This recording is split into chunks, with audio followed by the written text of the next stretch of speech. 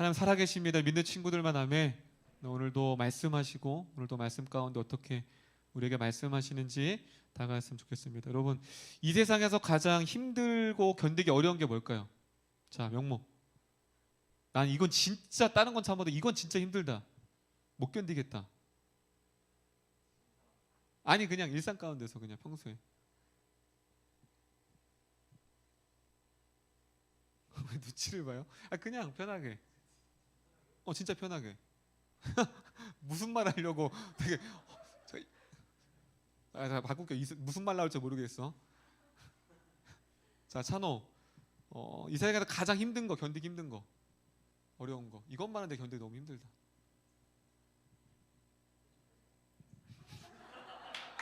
아, 여러분들 무슨 그렇게 비밀이 많길래. 찬호는 안 되겠다. 가족이라 가족은 피하자. 자, 누가 좀 할까요? 아, 무섭네. 자, 배서연.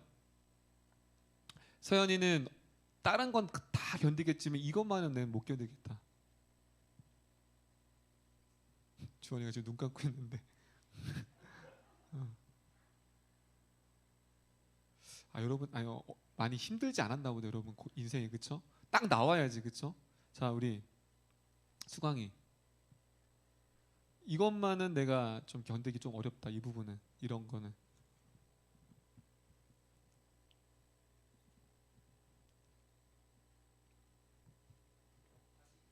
응? 아, 가식. 가식. 그렇죠. 뭐 여러 가지가 있겠지만 여러분, 가난함이 가장 힘들까요? 견디기? 가난한 것. 가난하면 가질 수도 없고 아무것도 할 수 없고 먹고 싶은 것도 먹을 수 없고 불행하잖아요. 아니면 불편한 것. 그렇죠. 몸이 불편해서 어디가 불편하고 어디가 다쳐서 또한 장애를 얻으면 불행할까요? 그것도 물론 힘들죠. 근데 그것보다 가장 견디기 어려운 것이 있다면 거절감이에요. 누군가로부터 거절당함, 거절감, 그리고 소외됨, 사랑받지 못함. 여러분, 가난에도요, 나를 사랑하는 사람이 있고 내가 기댈 사람이 있고 내가 의지할 사람이 있으면 그 가난도 이길 수 있어요. 몸 아픈 것도 마찬가지예요. 불편하죠. 얼마나 힘들겠어요. 하지만 나를 기다려주고 사랑하는 이가 있다면 그 또한 견딜 수 있어요. 그런데 소외당하고 사랑받지 못하고 거절당하면 모든 것들이 다 어떻게 돼요? 살아갈 용기를 잃어버려요. 아마 경험이 있는 친구들은 그럴 거예요. 누군가로부터, 내가 사랑하는 이로부터 누군가로부터 소외되고 거절당했을 때, 사랑받지 못할 때, 그때 내 마음에 어떻게 해요? 모든 게 무너지는 거예요. 돈이 없어서가 아니에요. 건강이 없어서가 아니에요. 건강해요. 물질도 있어요. 하지만 그것이 없기 때문에 무너지게 됩니다. 오늘 본문은 수많은 인생 가운데 태어날 때부터 수많은 거절감과 수많은 소외됨과 아픔과 상처 가운데 자란 한 여인이 어떻게 하나님의 섭리 가운데 변화되는지를 잘 보여주고 있어요. 그래서 오늘 말씀을 잘 들으면서 레아의 인생 가운데 함께 하셨던 그 하나님이 여러분들의 삶 가운데 동일하게 함께 할 줄 믿습니다. 아멘. 자, 29장 17절에 볼게요. 17절. 자, 레아와 라헬을 이렇게 소개해주고 있습니다. 설명해줍니다. 창세기 29장 17절입니다. 창세기 29장 17절. 우리 찾은 친구들은 크게 한번 읽어볼게요. 시작. 자, 이것을 새 번역이 조금 더 약간 이렇게 지역했어요. 레아는 눈매가 부드럽고 라헬은 몸매가 아름답고 용모가 예뻤다. 새 번역이 조금 더 직관적으로 알 수 있어요. 그렇죠? 라헬은 너무나도 이쁘고 너무나도, 몸매라는 단어를 썼어요. 새 번역이. 아름답고 용모가 너무 빼어나다. 근데 레아는 시력이 약하다는 건 볼품이 없다는 거예요. 그리고 어떤 학자들은 눈이, 당시에는 눈이 이쁜 사람이 사랑받았는데 눈매가 이쁘지 않다. 그렇게 해석하는 학자들도 있어요. 한마디로 레아는 흠모할 것이 아무것도 없었어요. 외모적으로도 보나 외형적으로 보나. 형제들에게 질문하겠습니다. 여러분들은 어떤 레아와 라헬이 있을 때 명모, 레아와 라헬 중에 누구를 선택하겠어요? 누구를 좋아하겠어? 만약에 너의 아내 배우자로 삼는다면 너한테 왜 그러냐고? 알았어. 예찬아, 그래, 너 가식 싫어하니까. 레아와 라헬 중에 누구를 선택하겠어? 박수 세원 시작. 주한이, 너는 라헬을 선택했지? 저도 죄송하지만 라헬을 선택했어요. 아무도 안 믿네. 네, 그렇죠. 레아한테 미안하지만 외모적으로 봤을 때 아무래도 이왕이면 그런 게 있잖아요, 그렇죠? 그렇기 때문에 사랑을 받았어. 근데 문제는 자매예요. 이게 참 자매가 어려워요.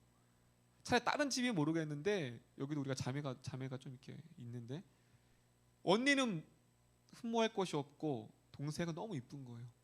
근데 이제 결혼할 때가 됐는데 어떻게 됐죠? 라헬 동생을 사랑해서 야곱이 결혼했는데 문제는 자신을 원하지 않는 남편한테 시집을 갔어요. 여러분 여기 자매들 있죠? 나를 사랑해주지 않고 원하지 않는 남편한테 시집을 갔어요. 유경아, 어떨까요? 왜 나한테 그러세요? 그러는데 비유를 듣는 거예요. 나를 원하지 않아 남편이. 지금 그러한 불행 가운데 지금 살아가고 있는 여인이 있습니다. 얼마나 남편의 사랑을 받으려고 노력했을까요? 립스틱도 바르고, 그렇죠? 얼마나 이렇게 화장을 하고. 그런데 문제는 내 남편은 누구만 봐요? 동생만 바라보는 거예요. 거기서 첫 번째 뭘 느꼈어요? 거절감을 당했죠. 같이 잠자리는 하지만 마음을 주지 않고 그냥 버려진 것처럼 자신의 존재감이 없는 거예요. 사랑을 못 받으니까 이 아내가 얼마나 마음 가운데에 탄식과 한탄과 마음이 있을까요? 근데 동생을 보니까 너무 사랑을 받는 거예요. 여러분 왜 열등감이 왜 생기는 줄 아세요? 비교하기 때문에 그래요.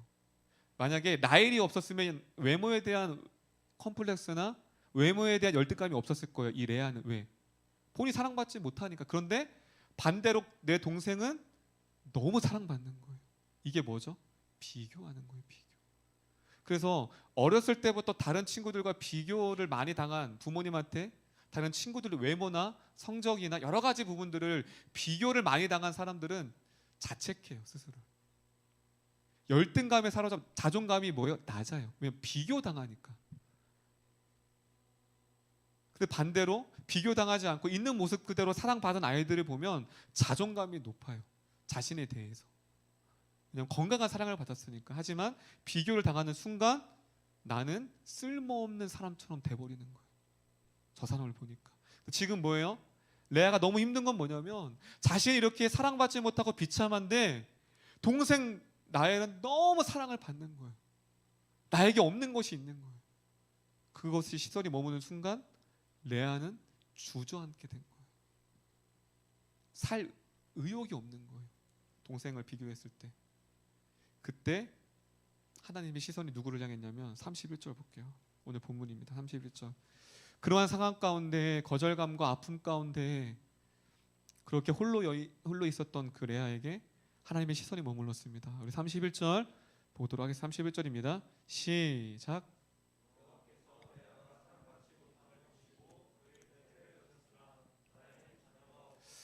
참 오늘 말씀을 보는데 참 우리 하나님께서는 아픔 있는 자와 함께 하세요. 여호와께서 레아가 뭐하지 못함을 보시고 사랑받지 못함을 보시고, 여기서 보다라는 거 다 따릅니다. 히브리어 라아, 이건 뭐냐면 조사하다라는 뜻이 있어요. 관찰하다. 지금 단순히 보는 게 아니라 그 마음을 조사하는 거예요. 레아의 마음을 조사하고 관찰하고, 마치 형사가 어떤 범죄가 일어났을 때 그 범인을 잡기 위해서 조사를 하죠. 하나부터 열까지 다 증거를 모으잖아요. 그렇죠? 그것처럼 지금 하나님이 레아의 마음을 관찰하는 거예요. 보다 라. 근데 이 단어가 어디에 쓰여졌냐면 시편에도 똑같이 쓰여져 있어요. 시편 106편 44편입니다. 이렇게 시편 기자가 이렇게 고백합니다. 우리 44편 아니 시편 106편 44절 다 같이 읽어볼게요. 시작.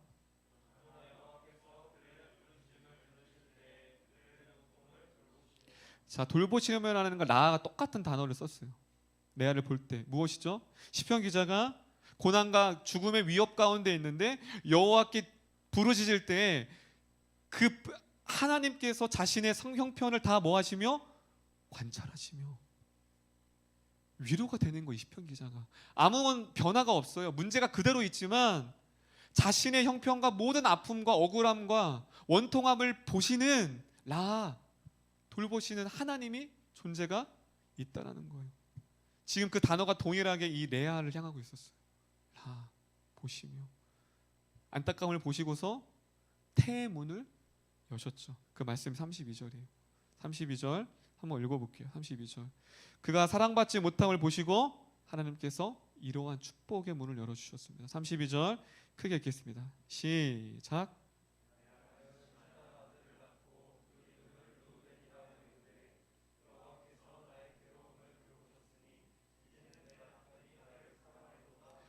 자, 레아가 뭐였대요? 임신하여 아들을 낳았어요. 근데 이 아들을 낳은 것이 우연이 아니라 레아의 아픈 마음을 보시고 그리고 르우벤이라 줬어요. 근데 르우벤은 뭐예요? 뜻이 다 다릅니다. 여호와께서 나의 괴로움을 보셨다. 자, 지금 똑같은 라라는 단어가 여기 똑같이 들었대요. 돌보셨느니라. 지금 레아도 하나님 이 태아가 그냥 우연히 생긴 것이 아니라 하나님이 나의 억울함, 나의 거절감, 이 아픔을 보셨다는 걸 알았다는 거예요. 몰랐다는 걸 레아가 알았다는 거예요. 우연이 아닌 거예요. 하나님이 나를 돌보셨기 때문에 내가 사랑받지 못함을 보셨어. 그래서 이 르우벤을 줬어. 그런데 문제는 이 아들 때문에 내 남편이 나를 사랑할 거야. 그렇게 생각을 한 거예요. 레아의 입장에서 아들을 준 이유는 하나님이 주신 걸 알았어요. 사랑받지 못하면. 그리고 이 아들을 통해서 하나님이 나에게 아들 주신 이유는 내 남편이 야곱이 나를 사랑해주기 위해서 이 아들을 주셨어 라고 생각을 했어요. 근데 사랑 받았어요? 안 받았어요? 안 받았어요. 하나님께서 야곱의 사랑을 받으라고, 그 사랑을 통해 회복하라고, 그 사랑을 통해 그 억울한 마음을 씻겨주시라고 아들을 준 줄 알았는데, 그래서 이제 남편이 사랑하겠지라고 했는데 사랑하지 않았죠. 두 번째입니다. 그리고 33절에 둘째를 낳아요. 자, 33절 읽어볼게요. 시작.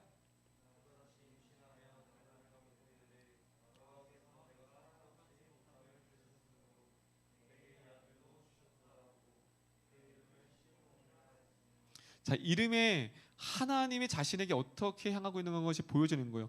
르우벤은 보다라는 뜻이 있다고 했죠. 하나님의 자신을 봤다라는 거예요. 너무 알았어요. 두 번째 뜻은 뭘까요? 시므온 뜻은 각주 보면 들으심이에요.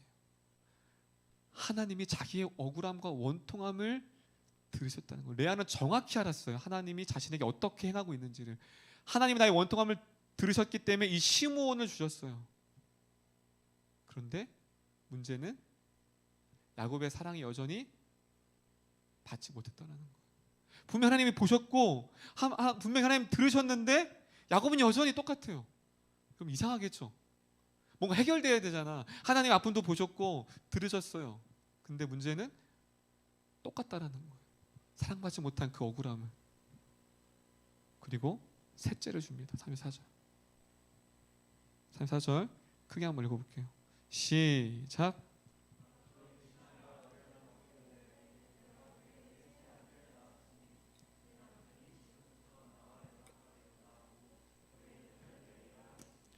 자, 참 레이는 알다가도 모를 거예요. 하나님이 셋째를 주셨어요. 근데 셋째 레이의 이름이 뭐예요? 연합이에요. 이제 이 아들을 셋째까지 주셨으니 이제 남편이 나를 하나가 되겠지. 몸은 같이 섞었지만 같이 살았지만 한 번도 마음이 합해지지 않았어요. 그럼 그거 아세요? 같이 살지만 영혼이 없는 거예요. 불행하죠. 행복하지 않죠. 한 여자로서. 근데 이제 셋째 레이를 줌을 통해서 연합을 기대했는데 연합하지 않았어요. 무엇이죠? 다 따라합니다. 채워지지 않는 배고픔. 밥을 먹어요. 채워지지 않는 거예요. 허기가 지는 거예요. 난 분명히 먹고 있는데, 나는 분명히 밥을 먹고 있는데 허기가 안 차는 거예요. 지금 레아가 그런 상태예요. 분명히 자식을 줬어요. 그런데 분명히 하나님이 자신을 사랑하는 줄 알았어요. 보셨고 들으셨고 연합을 위해 주신 줄 알았어요. 근데 여전히 배고픈 거예요. 왜 그럴까요? 여러분, 우리도 하나님을 믿지만 마음이 공허할 때가 있어요. 분명히 신앙생활 열심히 하고 있는데, 기도도 하는데 말씀도 보는데 레아처럼 허기진 영역이 있을 수 있다라는 거예요. 근데 35절에 반전이 일어납니다. 35절 너무 급작스러울 정도로 레아가 큰 변화가 일어납니다. 자, 35절 볼게요. 29장 35절 시작.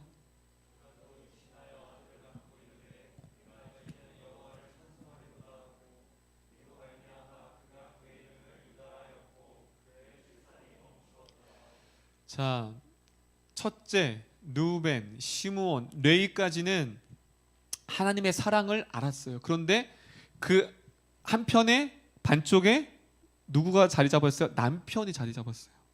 하나님의 사랑 은혜도 경험했지만 여전히 하나님의 사랑으로 만족하지 못하고 남편의 사랑을 기댔어요. 두 가지를 같이 갖고 있었어요. 3절까지는, 34절까지는, 레위까지는. 그런데 35절에 보면 남편이 등장하지 않아요. 아무것도 없어요. 그리고 이렇게 말을 합니다. 다 같이 합니다. 내가 이제는 여호와를 찬송하리로다. 그리고 뒤에 말이 유다라 하여금 그의 출산이 멈췄더라. 하나님의 목적이 이제 달성된 거예요. 지금 하나님이 주신 축복의 아들을 레아는 어떻게 해석했어요? 내 남편, 하나님이 주신 축복의 아들을 통하여서 자신의 이 공허함과 사랑받지 못함과 열등감을 회복하려고 했어요. 남편으로 채우려고 했어요. 근데 하나님이 주신 원래 의도는 그게 아니었거든요. 다른 의도가 있었어요. 근데 그것을 드디어 넷째 유다를 낳고서 하나님이 더 이상 출산을 멈추게 했습니다. 자, 그렇다면 이게 결론인 거예요. 하나님은 아무런 볼품없고 흠이 많고 거절감과 상처 속에 쌓여진 이 여인을 통해서 무엇을 드러내려고 하셨을까요? 단순히 이 본문이 하나님의 위로를 받고 한 여인이 회복이 되었다, 물론 그것도 있어요. 하지만 더 큰 하나님의 섭리와 계획하심이 있다는 거예요. 몇 장을 보냐면 창세기 49장, 창세기 49장이에요. 창세기 49장. 이 여인은 이 엄청난 축복을 나중에 알았어요.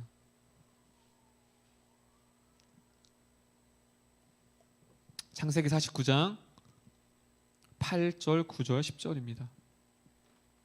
자, 창세기 49장 8절, 9절, 10절 다 같이 크게 한번 읽어볼게요. 시작.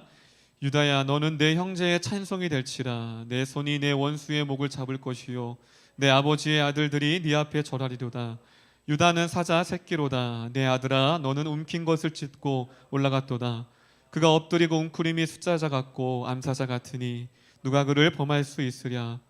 그가 유다를 떠나지 아니하며 통치자의 지팡이가 그 발 사이에서 떠나지 아니하기를 실로가 오시기까지 이르니니 그에게 모든 백성이 복종하리로다. 여러분, 49장은 유다의 후손으로 오실 메시아를 예언한 말씀이에요. 여러분, 수많은 지파 가운데 예수님이 어느 지파에서 나왔어요? 루벤 장자 지파? 아니에요. 하나님을 찬양하는 레위 지파? 아니에요. 어떤 지파? 유다 지파에서 나왔어요. 유다 지파. 지금 무엇을 말하는 거예요? 아무것도 볼품 없었던 그 한 레아를 통해서 예수 그리스도가 레아를 통해 인도하겠다라는 거예요. 그 말씀이 마태복음 1장 2절 3절에 있습니다. 마태복음 1장은 예수님의 족보가 나와요. 족보. 그 족보에 어떻게 나와 있냐면 마태복음 1장 2절 3절을 보겠습니다. 마태복음 1장 2절 3절 여러분 크게 한번 읽어볼게요. 시작.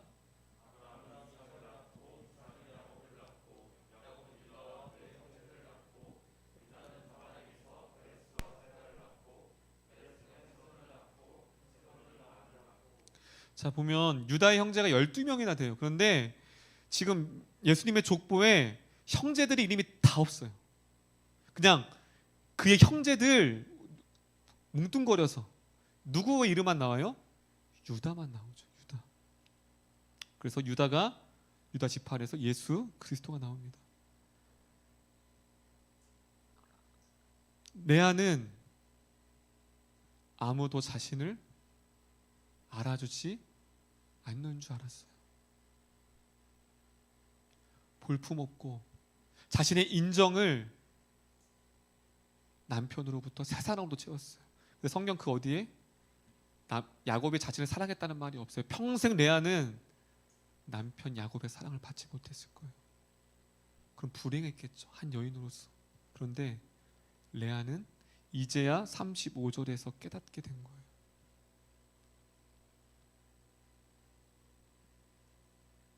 이 몸쪽 아무것도 아닌 연약한 볼품없는 나를 통해 예수 그리스도가 이어지는 영적인 계보를 이을 것이라는 것, 이 레아가 상상이라도 할 수 있었을까요? 상상할 수 없었을 거예요. 어느 누구도 이 레아를 통해 예수 그리스도가 태어날 것이라는 걸 아무도, 심지어 야곱도 부모도 아무도 몰랐을 거예요. 근데 레아는 그것을 드디어 깨닫게 되었다라는 사실입니다. 야곱의 가정은 성경에서 가장 무너진 가정으로 샘플이에요. 편애하고 서로 시기하고 나중에 요셉을 버리죠. 그렇게 깨어진 가정, 볼품없는 가정 가운데에 한 여인을 택하셨어요. 하나님은 하나님의 약속의 성취, 아브라함을 통하여서 약속하신 그 언약을 누구도 예상하지 못했던 무너진 가정에서 약속을 성취하시기 시작하셨어요. 할렐루야. 소망이 없었던 가정에, 누구도 기대하지 못했던 그 가정 안에서 예수님은 한 연약한 레아라는 부족한 한 여인을 통해서 자신의 구원의 성취를 이루어 가고 있으셨다는 사실입니다. 할렐루야. 이 레아와 이 볼품없는 레아는 누구를 가리킬까요? 바로 저와 여러분을 가리킵니다. 할렐루야. 아무런 볼품 없었잖아요, 우리가. 이 깨어진 가정이 어떤 가정을 빗댈까요? 저와 여러분의 가정이잖아요. 우리 가정을 바라봤을 때, 우리 부모님과 우리 형제들을 바라봤을 때 소망이 없었잖아요. 그런데 하나님은 그 깨어진 가정의 레아를 통해 하나님의 놀라운 구원을 이루어 가셨습니다. 마찬가지. 목사님이 늘 목사님 가정을 얘기하지만 우리 목사님의 다 친척들은 우상을 섬겼어요. 저는 거기에 장남의 장손이었어요. 하나님을 거부했던 가정에 목사님을 하나님은 택하셨죠. 그래서 목사님을 통해 목사님의 가정이 하나님을 섬기는, 하나님을 예배하는 가정이 될 수 있도록. 그래서 우리 찬호는 모태 신앙이라는 특권을 누리게 됐어요. 할렐루야. 눈을 감는데 아유 할렐루야. 모태 신앙이 돼버렸어요. 또 주의 길을 가잖아요. 마찬가지. 여러분의 가정 너무 볼품없죠. 여러분 스스로도, 자신도 세상과 비교했을 때 잘난 것도 없고 아무것도 없는 것 같지만 하나님의 시선은 여러분의 가정과 여러분을 향하고 있다는 사실입니다. 할렐루야. 오늘 이 말씀이 우리에게 무엇으로 다가올까요? 레아는 결핍이 있었어요. 남편 사랑에 대한 결핍. 근데 때로는 그 결핍의 깊이에 따라 하나님의 은혜의 깊이를 더 알아가는 통로가 될 때가 있어요. 할렐루야. 너무 처절하게 거절감을 받았기 때문에, 너무 그 사랑을 갈구했기 때문에 그 비워진 마음에, 그 결핍된 마음에 하나님의 사랑으로 채워지니 그 어떤 것과 비교할 수 없는 그 마음에 충만함이 있었다는 사실입니다. 여러분은 때로는 레아처럼 열등감과 비교의식과 거절감과 두려움 가운데 있었던 경험이 있었다면, 오늘 이 말씀을 통하여 하나님이 여러분들을 보시고 있습니다. 할렐루야. 그 보시고서 하나님 그냥 보고만 있는 것이 아니라 여러분들을 통해 놀라운 계획들을, 하나님의 놀라운 구원의 계획, 보잘것없는 여러분들을 통해서 아무것도 할 수 없고 늘 넘어지고 늘 낙심하고 늘 의심하고 늘 초라해 보이는 연약한 여러분들을 통해, 마치 레아를 통해 메시아의 족보가 나왔던 것처럼 하나님은 여러분 통해 놀라운 구원의 계획을, 그 구원의 성취를 여러분을 통해 이루기를 원하십니다. 할렐루야. 그게 감격인 거예요. 그게 기쁨인 거예요. 우리는 레아처럼 하나님도 섬기고 세상도 섬길 때가 있어요. 그러니 내 마음이 기쁨이 없는 거예요. 레아도 마찬가지예요. 셋째 레이를 낳을 때까지 하나님이 자신을 돌보는 걸 알았어요. 하지만 여전히 남편을 못 놓은 거예요. 하나님의 사랑으로만 아니에요. 남편도 사랑도 받고 싶었어요. 그런데 이제 알았어요. 왜 이렇게 배고프지? 왜 이렇게 허전하지? 사랑을 받고 있는데 왜 공허하지? 그때 알았어요. 내가 남편을 못 놓았구나. 내가 남편을 포기하지 못했구나. 그걸 내려놓는 순간, 그때 그 마음에 하나님의 것으로 채워주면서 여호와를 찬송한다. 유다가 나왔어요. 여러분, 무엇으로 채우려고 하고 있습니까? 무엇도 있어야 됩니까? 하나님만 있으면 됩니다. 할렐루야. 하나님도 있고 누구도 있고가 아니라 그분만 있으면 됩니다. 그렇군요. 내가 그렇게 기도하고 은혜를 받아도 공허했던 이유, 하나님이 나를 사랑하신다는 걸 알면서도 내 마음이 허전했던 이유가, 내가 하나님의 것으로만 채우지 않고 다른 것들이 나를 그것으로부터 내가 인정받기 원하고 내 마음을 채우려고 했던 것이 있었구나. 하나님, 오늘 내가 이 레이처럼, 이 레아처럼 하나님만을 온전히 찬양하며 나가겠습니다. 그래 여러분들을 통해 놀라운 구원의 섭리를 이루신 그 주님을 바라보고 나기를 소망합니다. 할렐루야. 그래서 하나님은 이 주권과 섭리를 아는 친구들은 자유하는 거예요. 그 열등 가운데로부터 벗어날 수 있는 거예요. 더 이상 비교하지 않아요. 레아는 더 이상 비교하지 않았어요. 하나님의 사랑을 깨닫게 정말 비교했죠. 라헬과 나. 여러분, 비교하고 있습니까? 여전히? 무엇을 비교하고 있습니까? 다른 사람과. 무엇이 다른 사람에게 있고 무엇이 내게 없는 것을 통하여서 마음이 힘들어합니까? 하나님의 것으로 온전히 채워짐을 통하여 여러분이 원하는 것이 주어지지 않아도 더 이상 비교하지 않고 하나님의 구원의 섭리를 찬송하며 찬양하며 나아가는 우리 모든 청년부가 되었으면 좋겠습니다. 할렐루야. 옆 사람에게, 하나님이 당신을 보고 계십니다. 당신을 통해 놀라운 구원의 은혜를 계획하고 있습니다. 할렐루야. 말씀을 준비하면서 예전에 제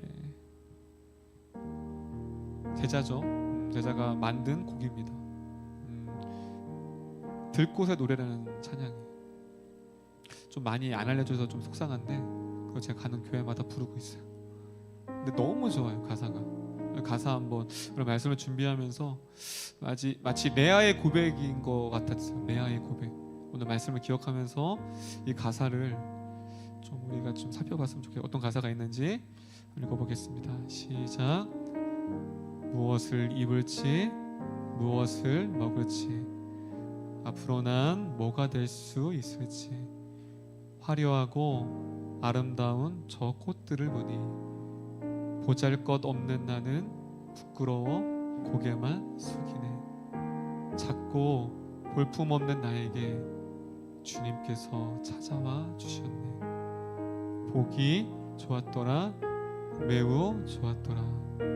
나를 만드시고 경탄하셨네. 아름답구나 존귀하구나. 주님의 손길로 다시 살아나네. 할렐루야. 제가 이 가사 제가 그 친구의 가정 환경과 그 친구의 삶을 알기 때문에 이 가사가 참 얼마나 하나님을 향한 고백인지. 자신이 들꽃이라고 비유했어요. 들꽃은 밟히거든요. 아무도 바라보지 않아요. 그런데 주변에 화려한 꽃들을 보니까 너무 화려한 거예요. 너무 이쁜 거예요. 사람들의 발길이 끊어지지 않고 너무나도 사랑을 받은 꽃들을 보니까 자신이 더 초라한 거예요. 더 숨고 싶고 마치 짓밟힌 인생처럼 좌절하고 있었어요. 그런데 그랬던 이 친구에게 누군가가 다가오셨어요. 볼품 얻었던 그 들꽃 같은 그 들꽃인 이 친구에게 하나님이 아름답구나 존귀하구나, 사랑받지 못했던 그 아이에게 사랑을 주셨어요. 그리고 제가 물었어요. 경탄이라는 단어, 너 왜 경탄이라는 단어를 썼는데 감탄도 있잖아. 감탄으로는 자신을 사랑하시는 하나님의 사랑이 안 담겨진대요. 그래서 경탄하다. 하나님의 자신을 봤을 때 사랑은 기쁨을 이기지 못했다는 단어를 경탄이라는 단어를 썼대요. 마치 레아도 마찬가지였어요. 자신의 결핍과 거절감 가운데 근데 하나님의 사랑으로 채워지니 자신이 존귀한 자로, 그리고 자신을 통해 예수 그리스도, 보잘것없는 인생 가운데 예수 그리스도를 통해 하나님의 자녀로 이 땅에서 누릴 수 없을 수 있어요. 여러분이 원하는 것. 레아는 남편의 사랑을 평생 못 받았어요. 불행했을까요? 아니었어요. 하나님의 사랑 그것으로 충분했습니다. 여러분 안에도 이 청년 때에 그렇게 그 사랑으로 그렇게 하나님을 찬송하며 그렇게 예배했으면 좋겠습니다. 오늘 말씀 기억하며 가사 기억하며 찬양했으면 좋겠습니다.